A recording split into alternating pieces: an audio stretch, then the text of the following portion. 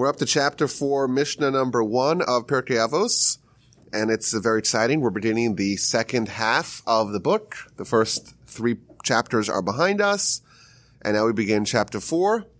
So let's read the message, read the Mishnah, and then go a little bit in the backstory of Ben Zoma, the author of the Mishnah, and then get back to the content of the Mishnah. Ben Zoma Omer. This individual's name was Shimon ben Zoma. His father's name was Zoma.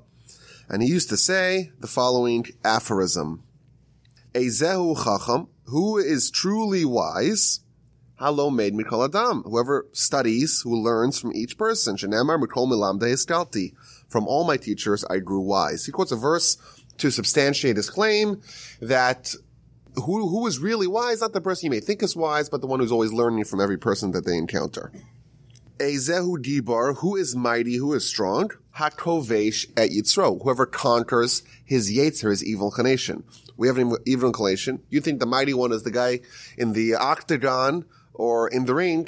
No, it's not that person. It's the one who conquers their internal nemesis. You conquer your yetzer hara. That's the truly mighty one. Shenemar again quotes a verse, Tov erech apayim midibur Moshe Barucho meloked ir. Better is he who is slow to anger than a strong man, and one who controls his passions is better than a conqueror of a city.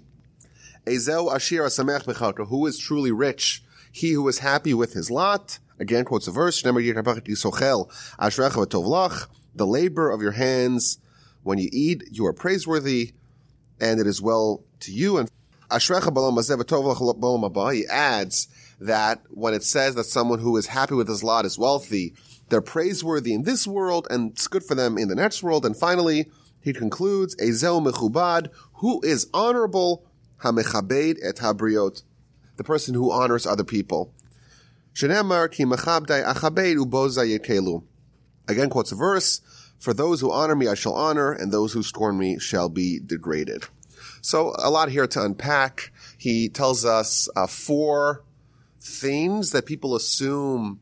One thing, who's rich, who's intelligent, who's wise, who is honorable, who is mighty. You think it's these people, really it's that people. And each one of them is substantiated with a verse. So obviously a lot to say, but let's talk a little bit about the character, the author of the Mishnah, Shimon ben Zoma. It's interesting. He's not classified here as a rabbi.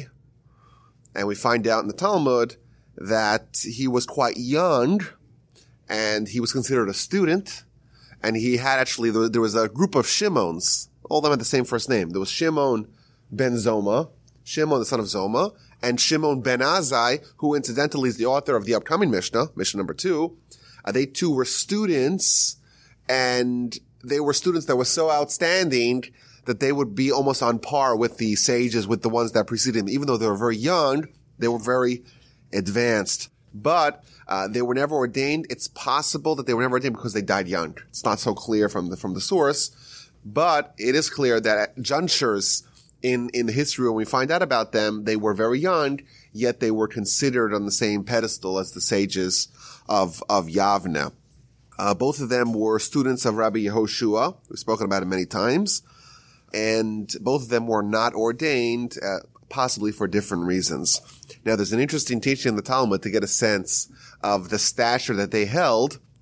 The Talmud talks about marriage. So how a marriage has to happen. There's a certain saying, a certain statement you have to make in order to facilitate the marriage. So the man has to say, will you marry me? But in a halachic language so that it actually has halachic validity. So the Talmud talks about all kinds of conditions that the man could say, and then what happens is the valid marriage is not a valid marriage. So for example, let's say the guy says, marry me on condition that I'm a huge, super duper tzaddik. I'm really righteous. We know he's not that righteous. So is it legit? Is it not? So the Talmud ultimately says yes, because, or at least we have to suspect that it is legitimate and she has to be treated like a married woman because maybe he repented. And we don't know, it was in his heart. We can't know what's in his heart. Maybe he repented, and maybe he is really righteous because in that instant he repented and became righteous. The next day, doesn't matter what happened the next day. At the time it was a true condition, the condition was fulfilled, and therefore maybe she's married. She would need a divorce if she wants to marry someone else. But anyhow, the Talmud talks about the following statement made by a man in a proposal to his wife or to his to the woman he wants to betroth, and he says, "Marry me on condition that I am a great student of Torah." So they say, well, how much of a student of Torah must he be?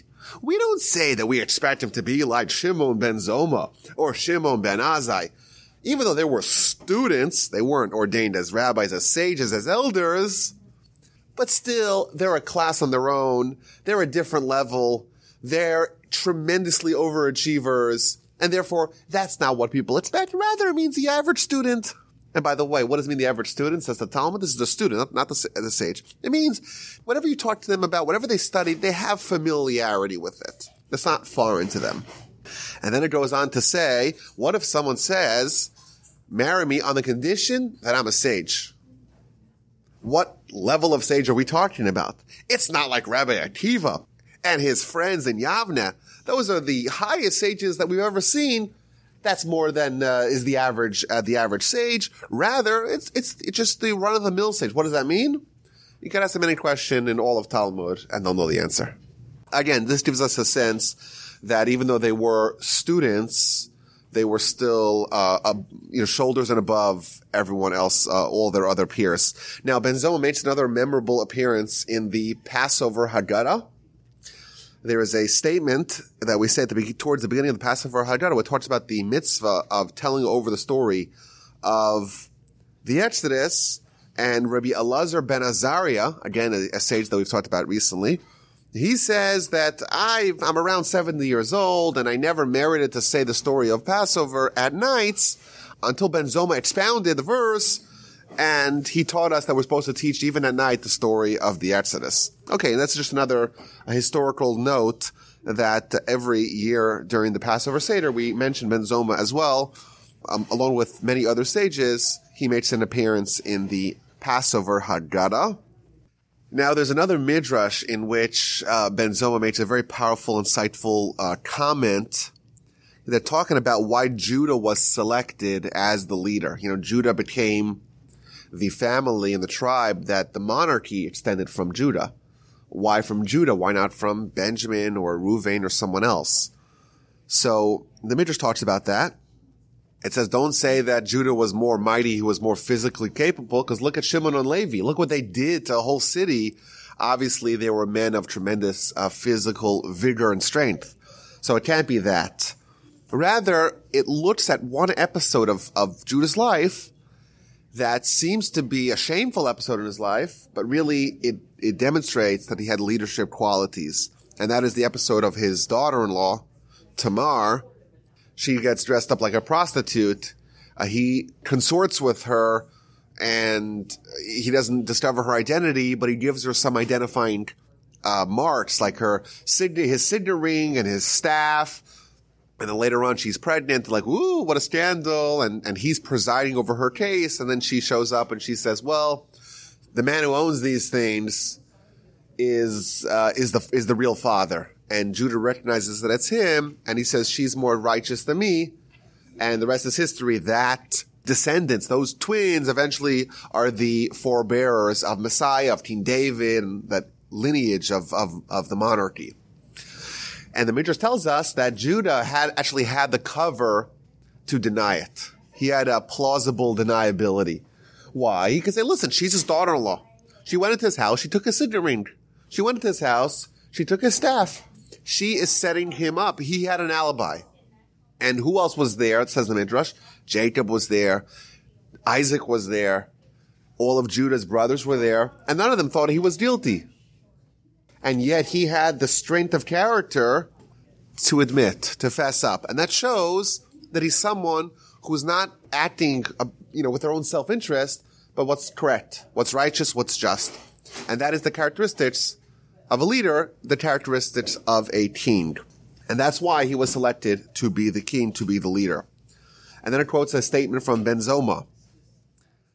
Ben Zoma says that if someone is ashamed in this world, then they know they could save themselves from shame in the next world. And that's the idea, that Judah was willing to swallow his pride and to be ashamed and to admit his quote-unquote misdeeds publicly. And by doing that, he made sure that forever he's heralded as a hero. Now, maybe the most famous teachings that we find about Ben Zoma, or stories about Ben Zoma, are the fact that he was an expert at matters of esoterica. And the Talmud even brings that he was, when they would need a creative solution to very vexing dilemmas, they would go to him. He would always come up with a solution to the most difficult questions. But the Talmud says that he was part of a cadre of students or of sages that immerse themselves in the most advanced, esoteric, arcane, Kabbalistic studies with varying results. The Talmud says, very famous Talmud in the book of Chadida, page 14b, 4 people entered the Pardes, they entered the orchard, which is a euphemism for engaging in the most advanced studies of what's called Maaseh Merkava, Maaseh Bereshis, which is, again, real Kabbalah, not putting a red string around your wrist Kabbalah. And who were these? Number 1, Ben Azai. Number 2, Ben Zoma. Number 3, Acher. Acher is the only rabbi that went off. He was a great sage, and he became corrupted, became a heretic. And possibly because of this story. His name was Elisha ben Avuya. He was the teacher of Rabbi Meir. Rabbi Meir is the one who's the basis, his writings are the basis of the Mishnah. And his teacher went awry. And by the way, there is a Mishnah later on that's authored by Acher, by Elisha ben Avuya. Why is he called Acher? Acher means the other guy. Why is he called Acher? Because the Talmud says that when he went awry, when he became a heretic, it was Shabbos. And right away he left the academy. Why he left, it's a whole story, but he left the academy and he went to solicit a prostitute on Shabbos. And she was a little bit puzzled by his overtures. And she said, aren't you the famous rabbi? Like, aren't you in the one neighborhood? What are you doing here?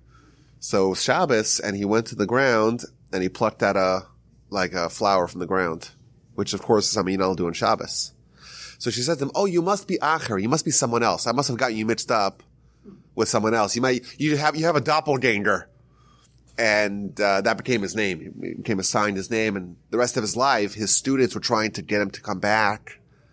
And it seems like it didn't work, and he was convinced that it wouldn't work. And all that probably is linked to this story of what he saw, what he experienced when he went into this Kabbalistic trance, if you will. And finally, the fourth of this quartet is, of course, the great Rabbi Akiva.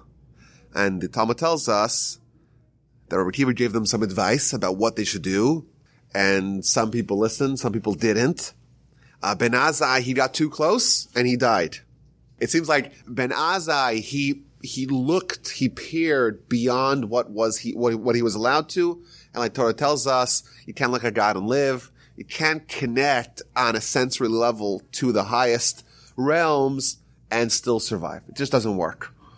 And therefore he looked too close and he died. Ben Zoma, he didn't die, but he was injured. It seems like he was injured mentally. He went crazy. That's the author of our Mishnah.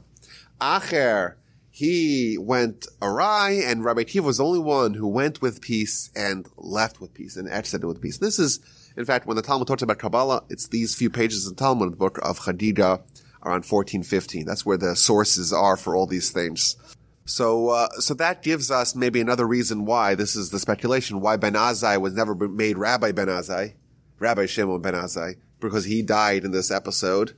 And Ben Zoma, the author of our Mishnah, was never made Rabbi Ben Zoma because, again, he also suffered irreparable damage as a result of this episode, and he was never ordained. It seems like they only ordained someone when they were very advanced and proven as sages and scholars. So that's a little bit of the background of Shimon ben Zoma, the author of our Mishnah. There are some other stories about him in the Talmud that I chose to omit. But this is the basic picture we get from our sages in the Talmud and how they codified his life story.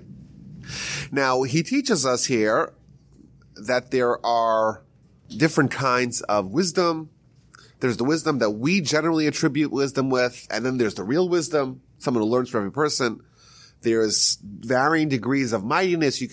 Someone who's really strong, got bulging muscles, may be misattributed as really mighty, but someone who overcomes their inclination, that's the person who's truly mighty, and so on. You think someone who has lots of assets, has a huge bank account, has sprawling properties, that's rich. No, that's not really rich. Someone who's happy with their lot, that's the person who's rich. We think someone who has a huge following and lots of admirers, that's someone who is honorable. No, someone who honors others, that's someone who's truly honorable. Now, it is interesting, and all the commentaries, when they talk about this Mishnah, they all point to the verse in Jeremiah. The verse in Jeremiah talks about taking pride in your accomplishments. And it says, don't be prideful with your wisdom. Don't be prideful with your might.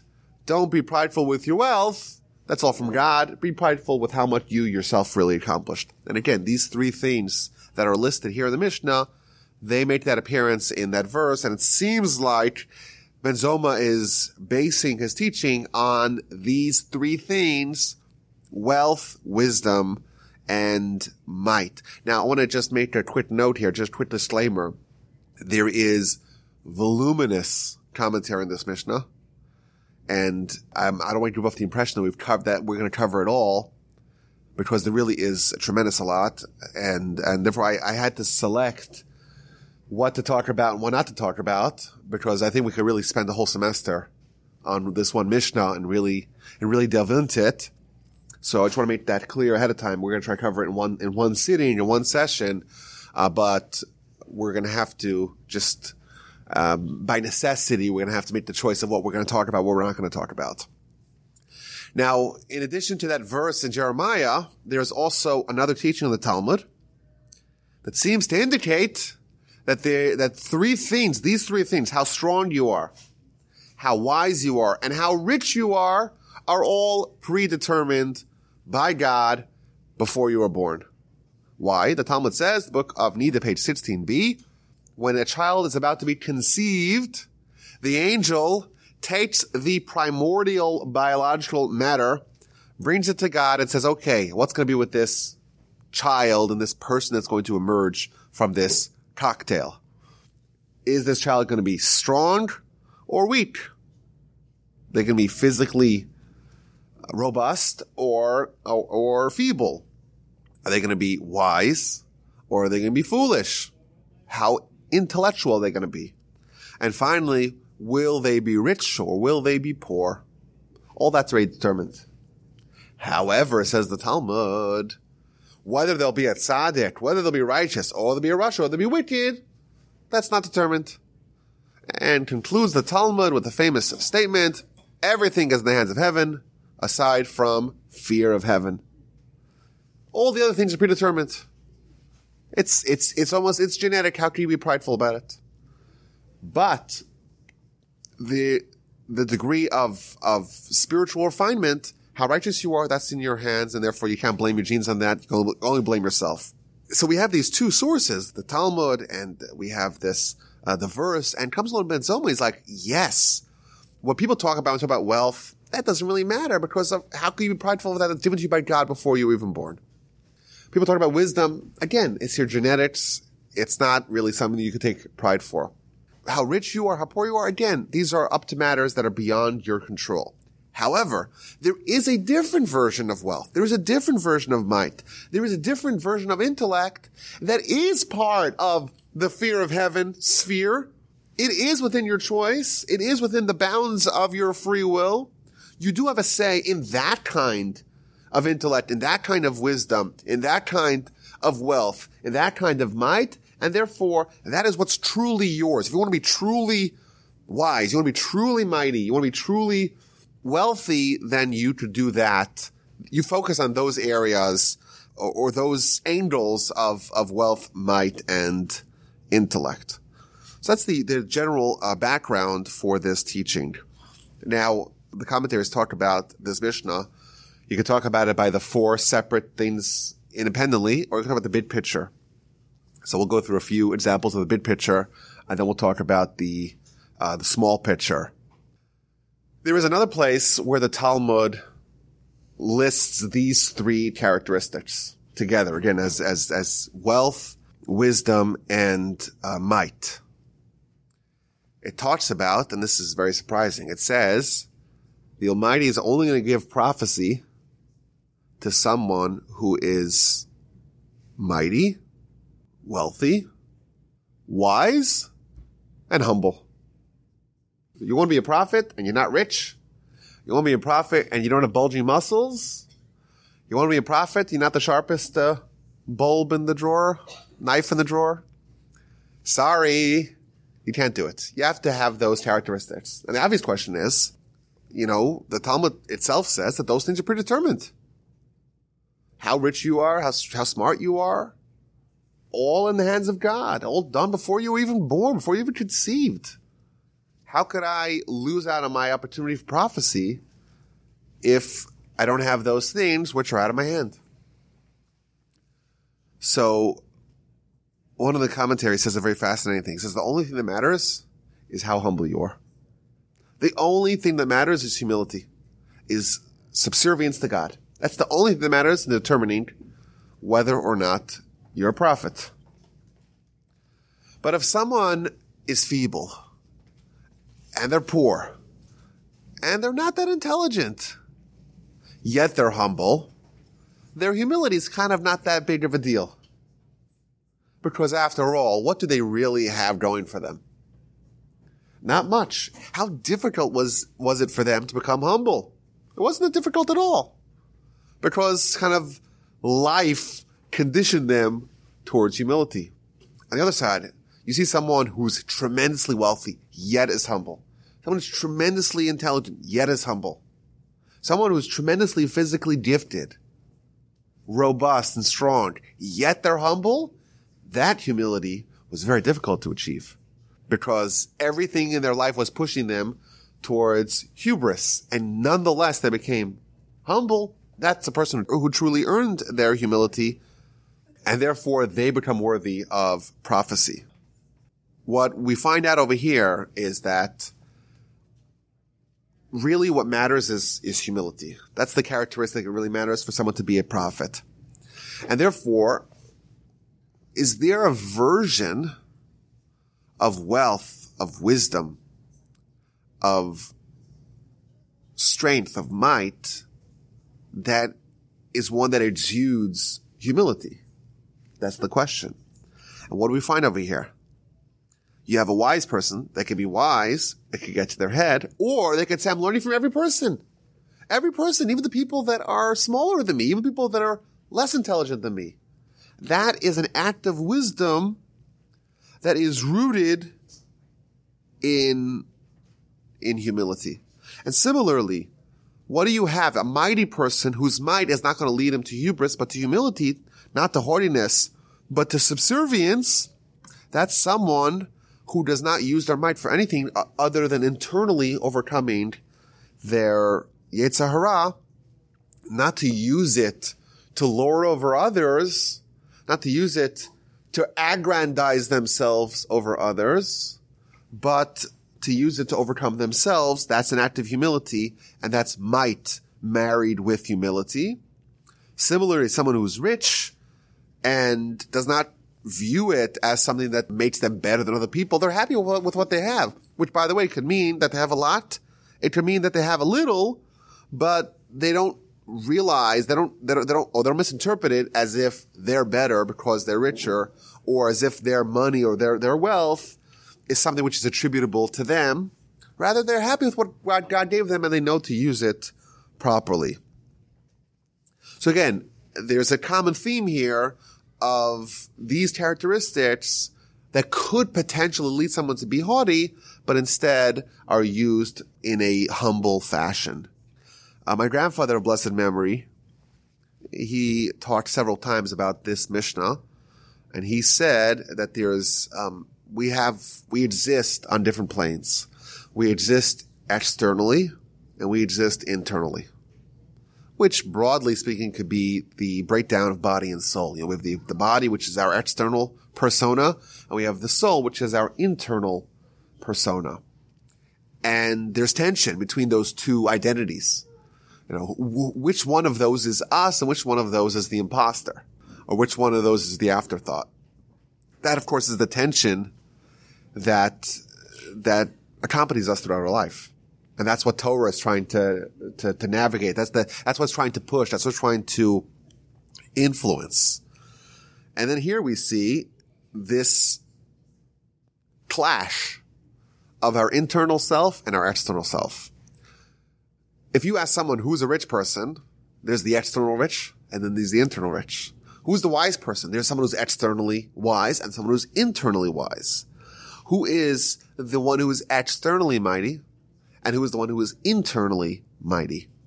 And what Ben Zoma here is encouraging us to do is to look inward, to have our inward identity come forth, and internally, what makes you wise is learning from other people, not how you score on the IQ test, in the Stanford Binet test.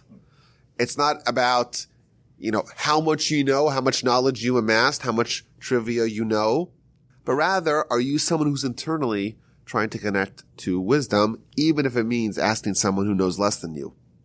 Again, externally, might. That's why you look like in the gym. It's the size of your biceps. It's the curvature of your muscles, of your glutes. Yeah, look at me, right?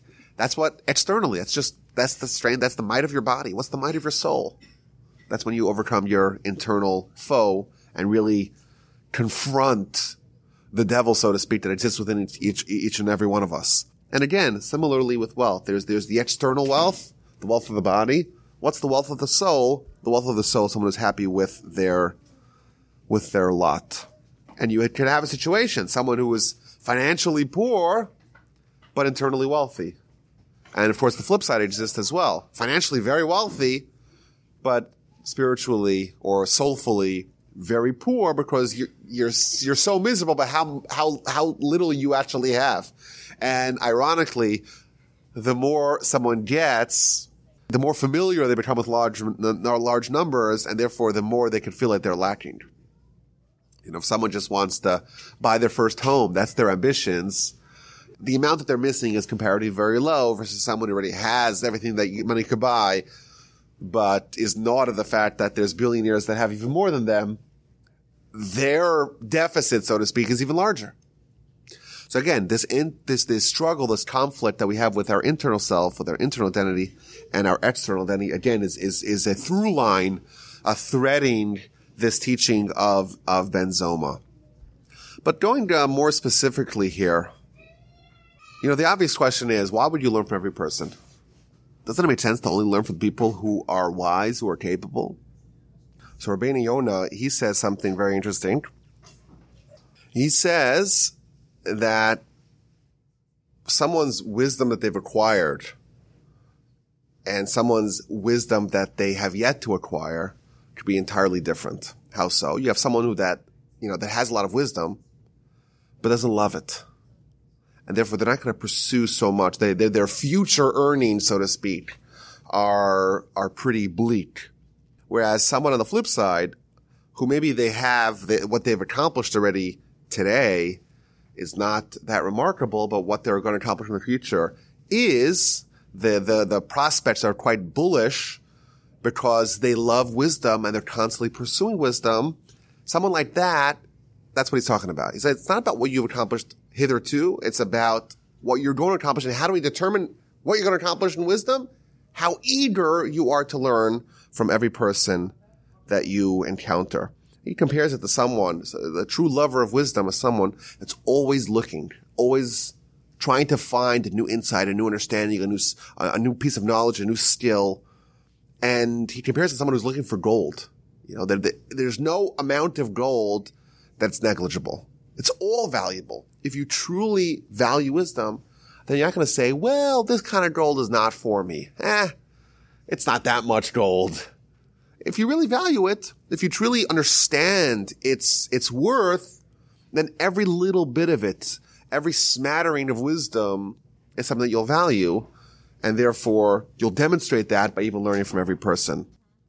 There's another point here that the Chassid Yavitz tells us. He says, when you ask someone a question, someone who is smaller than you, quote unquote, that shows that in your hierarchy of values, you value wisdom above your pride. Because if your pride dominated you, like, I can't lower myself to ask them. What do they know? And when someone says, I'm going to ask even them, they're showing, they're exhibiting that their wisdom really matters. They truly are desirous of it. And therefore, they're willing to find any source, any originator of wisdom is worthwhile for them. And there's a famous line from the Rambam that we have to pursue truth from wherever it comes from. And we know the Rambam was not averse to even studying the great secular philosophers to understand, their wisdom and to plumb their wisdom. Again, that's a separate subject, but this is a very important idea that we have to always look for wisdom wherever we could find it. There's another idea, and that is that every person is given a collection, a catalog of character, of good and bad. Everyone's a mix. Everyone is a mixed bag. Everyone has some good and some bad. How does someone perfect themselves? How does someone acquire all good character? The answer is found in this Mishnah. Who is someone who's truly wise? Who is someone who has incorporated all the good character within themselves? Someone who learns from every person. Every other person, yes, in aggregate, you may be greater than them, but there's definitely something that they have that they could teach you. There's definitely some component of their character that has some aspect of it that's admirable, something that they're better at than you. And if you try to find what is that special character about this person that I meet and try to assimilate that within yourself, and you do that for every person that you encounter, eventually you'll amass or you'll integrate within yourself all the good character and become someone who is truly wise. What the Mishnah here is encouraging us to do is to pinpoint the admirable traits of people that we come across, to find out the areas in which they excel, and to try to work on adopting those qualities. And someone who does, who partakes in this pursuit eventually will overhaul their entire character profile, and they'll become someone who's truly wise, someone who really has all the good characteristics within them. There's even a Talmud that my grandfather quoted that says that if we didn't have Torah, we'd still have to become better people. But how do you become better people without Torah? Well, you have to study. Well, how do you study without Torah? Well, you'll emulate. Well, what do you emulate? The Talmud goes on to say you'll even emulate modesty from the cat, not to steal from the ant, not to engage in promiscuity from the dove, and proper character from the rooster. Because the way the rooster interacts with the rooster's spouse is worthy of emulation. And again, the idea is that even the things that are not human around us, we have to find the characteristics of even the animals. You see the pet, you'll never catch the cat going to the bathroom. Why? It has an inborn trait of modesty. Similarly, the ants, each ant has their own little stockpile of food, and none of them touch the other person's stockpile. Again, what it's telling us is that there's a characteristic of learning, not just from people, but from everything. To become a lifelong learner, you'll become a lifelong person who's always changing, always perfecting yourself, and getting closer and closer to someone who's truly wise, who really has everything going from them. Okay, quickly, let's run through the rest of the teachings here. Again, there's voluminous commentary, and we can't get to all of it. What about conquering the Yetzer Hara? It's more impressive than conquering a city. And it's been pointed out, it doesn't say, if you read the words of the Mishnah carefully, It doesn't say who is mighty, someone who conquered their Yetzer Hara. Rather, someone who is conquering, is continually conquering and subduing their Yetzer Hara. What that means is someone who recognizes that this is a lifelong, ongoing, continuous battle. And there is an important midrash. The midrash portrays the Yetzer Hara, the evil inclination, as a malicious and relentless and lifelong enemy. The midrash says that you have people, if you meet someone, you spend an hour with them, invariably, you'll become friends. You'll develop a rapport. But the Yetzer Hara, even though it's been married to man since birth, it accompanies him his entire life. Nevertheless, if it sees an opportunity to make him falter at age 20, at age 40, at age 70, even at age 80, it will do what it can to bring him down. Is there a worse enemy than this? That's what the Midrash says. Even if the Yetzer Hara fails 100 times at its quest to usher the spiritual demise of man, it's not going to surrender. It's going to have tremendous determination to get man to succumb. We say that the reason why you have Torah is to be an antidote, to be a counterweight to the Yetzer Hara. And here we see that what really defines someone's strength of character, someone's moral tenacity, is to what degree are they combating, are they struggling, are they trying to conquer, continuously so, with their Yetzer Hara. Again, of course, the subject of conquering the Yetzer Hara is a vast subject. Like we said, the Talmud and many sources talk about that the only reason why we're given Torah is because we have Yetzer Hara. If Adam hadn't sinned, Adam would not have gotten the Yetzer Hara, and therefore we would have not gotten Torah. Again, big subject, but really, that's really what it's all about. We have, the upcoming holiday of Rosh Hashanah. Rosh Hashanah is all about presenting the contrast about the real king, God, and the faux king, the imposter king, the pretender, the Yetzer Hara.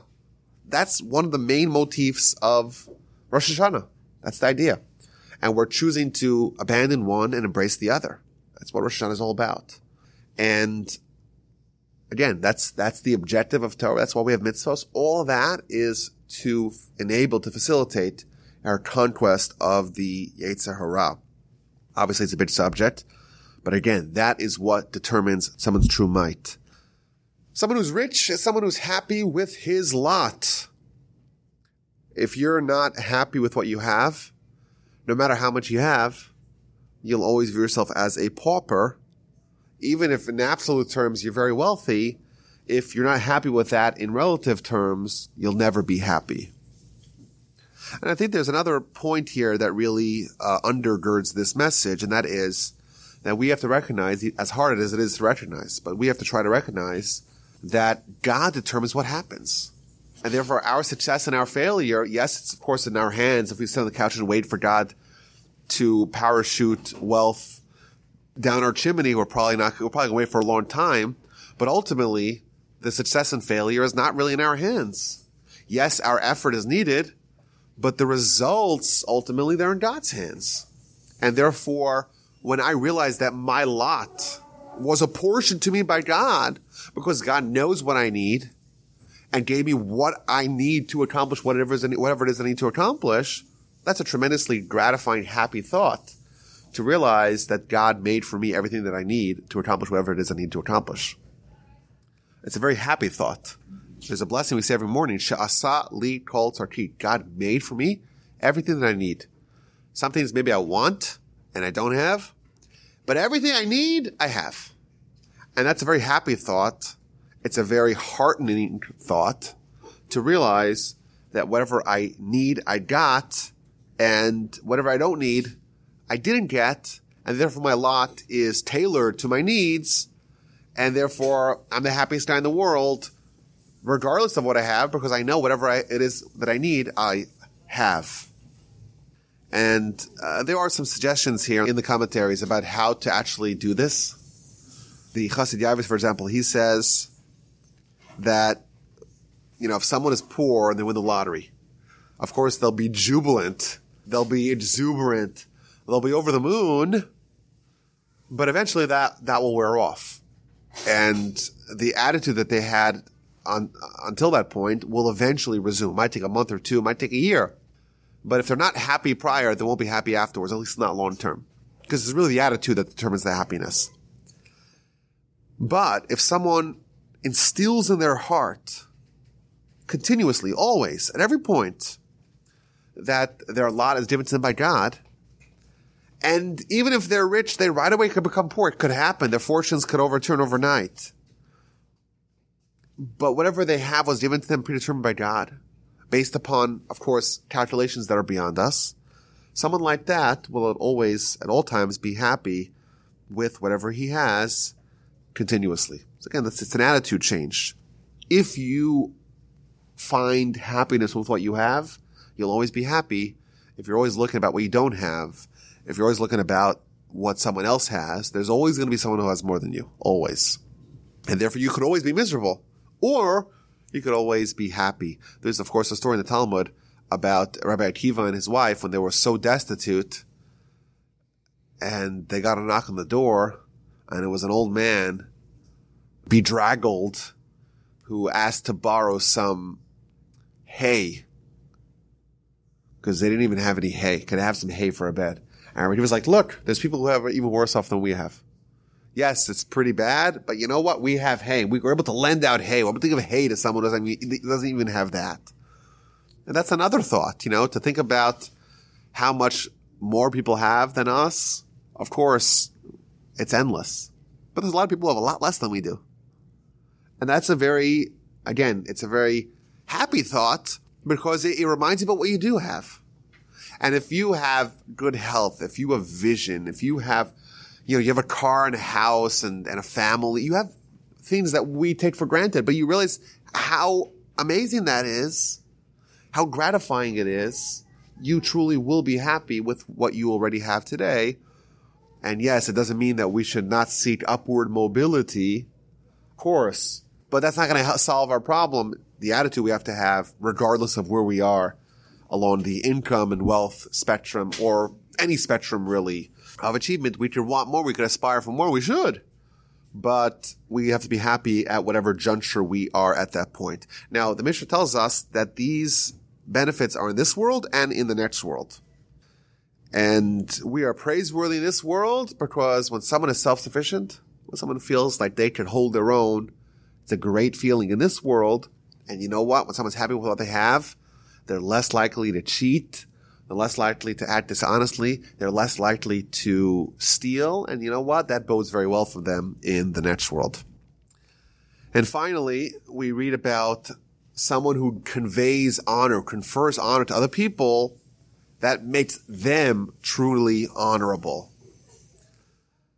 So again, the commentaries are vast, but just a few ideas. The Ruach Chaim says that when someone accords honor to someone who's even beneath them, they give honor to everyone.